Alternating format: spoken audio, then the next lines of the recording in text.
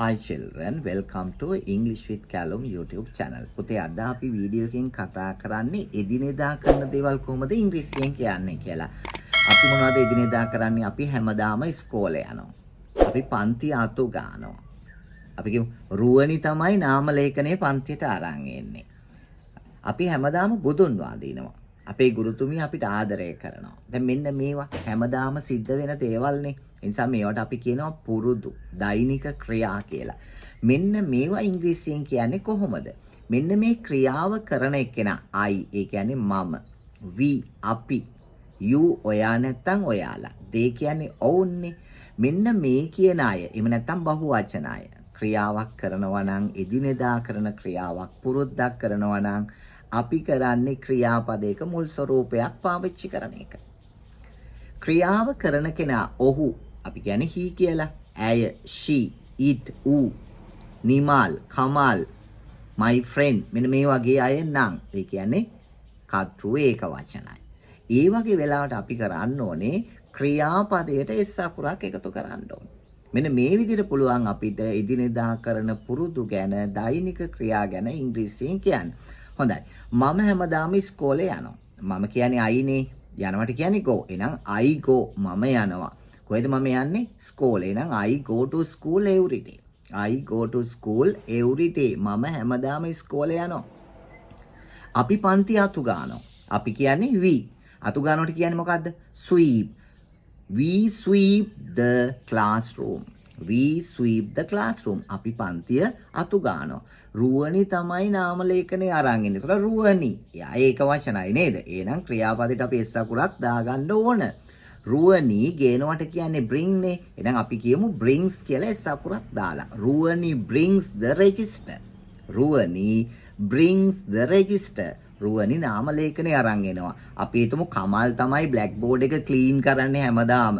එහෙනම් අපි කියනවා කමල් ඒක වචනයිනේ. එහෙනම් clean කියන එකට s අකුරක් දාගන්න ඕනේ. Kamal cleans the blackboard every day. Kamal cleans the blackboard every day. එහෙනම් මෙන්න මේ විදිහට අපිට පුළුවන් ඒක වචන නම් ක්‍රියාපදයට s අකුරක් දාගන්න ඕනේ. අපි හැමදාම බුදුන් වඳිනවා. අපි කියන්නේ වීනේ. බුදුන් වඳිනවට කියන්නේ worship. එහෙනම් we worship the Lord Buddha every day. We worship the Lord Buddha every day. අපේ ගුරුතුමිය අපිට ආදරය කරනවා. අපි කියන්නේ නම් අපේ ගුරුතුමිය our teacher. ඕනනම් අපේ class teacher කියලා කියන්නත් පුළුවන්. Our teacher loves us. Our teacher loves us. මම ice cream වලට කැමතියි. I like ice cream. Nimali cake වලට කැමතියි. එතකොට Nimali likes cake. I like ice cream. මම ice cream වලට කැමතියි. Nimali likes cake. Nimali cake වලට කැමතියි. මෙන්න මේ ආකාරයට අපිට පුළුවන් එදිනෙදා කරන දේවල් ගැන මේ විදියට කතා කරන්න. දැන් අපි ඕගොල්ලන්ගේ pupils book එකේ page number 13 පිටු අංක 13 lesson 2 එකට ගිහිල්ලා බලමු. මොකද්ද මේ කතා කරන්නේ? සෙනුරි කොහොමද එයාගේ එදිනෙදා කාර්යයන් කරන්නේ කියන එක තමයි කියන්නේ. පළවෙනියටම කියනවා සෙනුරි keeps her garden clean. සෙනුරි keeps her garden clean. එතන මේකේ ක්‍රියාපදේ තමයි keep කියන එක. සෙනුරි ඒක වචනයිනේ. s අකුරක් දැම්මා.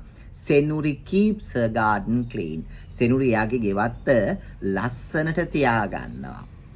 ඇය ගෙවත්ත අතු ගන්නවා. ඔන්න දැන් අතු ගන්නවට කියන්නේ sweep. ඇය ඒක වචනයිනේ. s අකුරක් දැම්මා sweeps කරා. She sweep the garden. She sweeps the garden. ඊළඟ ගත්තොත් එම ඇය කොළ අහිඳිනවා. ඇය කොළ ඇහිඳිනවා. එතකොට ඇහිඳිනවට කියන්නේ pick නේ. ඒක වචනයිනේ දැන් සෙනුරිනේ. අපි s අකුරක් දානවා. She picks the leaves. She picks the leaves. ඇය පැලවලට වතුර දානවා. She water කියන්නේ ක්‍රියාපදේ දැම්මා s අකුරක් ඒක වචන හින්දා she waters the plant. She waters the plants. ඇය කුණු ටික ගිහිල්ලා අර කුණු දාන භාජනයට දානවා. එහෙනම් she dumps the garbage into the bin. She dumps the garbage into the bin. අවසාන වශයෙන් කියනවා ඇය ගෙවත්තේ තනකොළ ගලවනවා කියලා. එතකොට ගලවනවට තනකොළ ගලවනවට අපි කියන්නේ weed කියලා. දැන් ඒක වචනයිනේ. she නේ s අකුරක් දැම්මා weeds කළා. එහෙනම් she weeds the garden. She weeds the garden. හොඳට මතක තියාගන්න ක්‍රියාව කරන එක්කෙනා ඒක වචන නම් අපි ක්‍රියාපදයට S අකුරක් දානවා. අපි හිතුව මේ සෙනුරි කරපු සියලු ක්‍රියාවන් කරන්නේ මම කියන එක්කෙනා කියලා. එහෙනම් අපි දැන් කොහොමද කියන්නේ? මම කියන එක්කෙනා නම් මේ ක්‍රියාවන් ටික ඔක්කොම කරන්නේ අපි අර S අකුර ඉවත් කරලා ක්‍රියාපදේ තියාගන්න ඕන. උදාහරණයක් වශයෙන් කිව්වොත් එහෙම මම මගේ ගෙවත්ත ලස්සනට තියාගන්න ඕන. එහෙනම් මම මගේ ගෙවත්ත ලස්සනට තියාගන්න ඕන. එහෙම නැත්නම් මම මගේ ගෙවත්ත පිරිසිදුව තියාගන්න ඕන. එහෙනම් මමනේ දැන් ක්‍රියාව කරන එක්කෙනා I. එහෙනම් keep කියලා විතරයි කියන්නේ S අකුරු නෑ. I keep my garden clean. I keep my garden clean. මම මගේ ගෙවත්ත ලස්සනට තියාගන්නවා. මම ගෙවත්ත අතු ගන්නවා. මමයි දැන් අතු ගානේ නම් I S අකුරු දාන්නේ නෑ ක්‍රියාපදයට. I sweep the garden. I sweep the garden. මම කොළ හිඳිනවා. දැන් හිඳිනවට කියන්නේ පික්නේ. S අකුර දැම්ම සෙනුරේ හින්දා. ඇය හින්දා. දැන් මමනේ S අකුරු දාන්නේ නෑ. එහෙනම් I pick the leaves. I pick the leaves. මම වතුර දානවා පැලෑටි වලට, පැලවලට. මම පැලවලට වතුර දානවා. දැන් ඇය නිසා සෙනුර නිසා අපි water කියන ක්‍රියාපදයට S අකුරක් දැම්මා. දැන් මම නම් දාන්නේ නැහැනේ S අකුරු. එහෙනම් I water the plants. I water the plants. මම කුණු ටික දානවා කුණු කූඩෙට. එතකොට ඉස්සෙල්ලා දැම්මේ සෙනුරි. සෙනුරි දාපු නිසා dump කියන ක්‍රියාපදයට S අකුරක් දැම්මා. දැන් මමනේ දාන්නේ.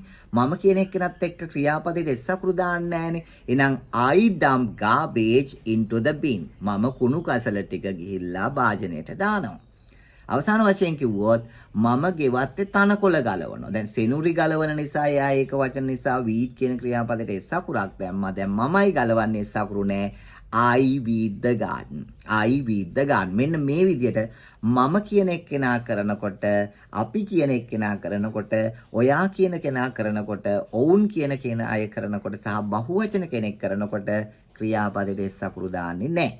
නමුත් he ඔහු කියන, she ඇය, it ඌ, නිමල් සමන්, boy girl මෙන්න මේ වගේ කෙනෙක් ක්‍රියාව කරනවා නම්, ඒ පුරුද්ද කරනවා නම් අනිවාර්යයෙන්ම ක්‍රියාපදයට S අකුරක් දාන්න ඕනේ. ඔයගලන්ට පුළුවන් මෙන්න මේ විදියට වාක්‍ය හදලා බලන්න. එහෙමනම් අපේ channel එක subscribe කරන්න. Thanks for watching.